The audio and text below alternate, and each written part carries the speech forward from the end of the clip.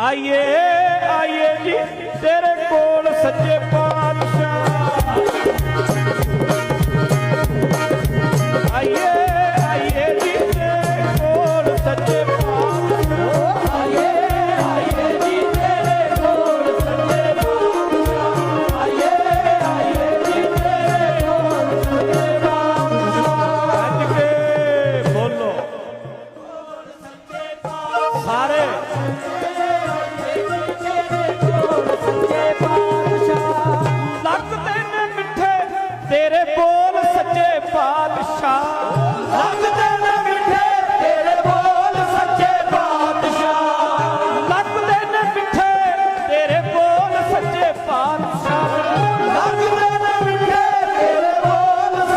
पातशाह। लगदे ने मिठे गज के लग